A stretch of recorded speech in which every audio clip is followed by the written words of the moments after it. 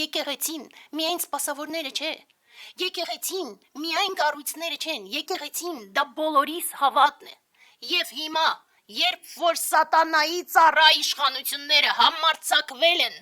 հարձակվել հայ առաքելական եկեղեցու վրա, մենք կոչ ենք անում բոլորին դուրս գալ պայքարի։ Դադարեք սահմանափակվել ձեր համացանցային ստատուսներով, դադարեք սահմանափակվել ձեր կարծիքներով, լայքերով եւ այլն, դուրս եկեք պայքարի, հակառակ դեպքում, ով որ հենց հիմա դուրս չգա պայքարի, թող այլևս իրեն իրավունք չվերապահի գնալու եկեղեցի եւ մոմվարի, որովհետեւ իշխանությունները անվանել են մեր սրբությունները, մեր սարերի գլխին կանգնած թուխ մանուկ փոքրիկ մատուրները համարձակվել են անվանել այլ բառերով,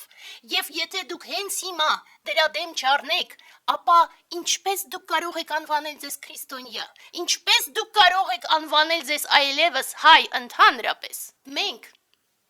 զարգացման այլ ճանապարհով ենք գնում։ Ես գնում եմ մեծն արթնացածի զարգացման ճանապարհով, այո,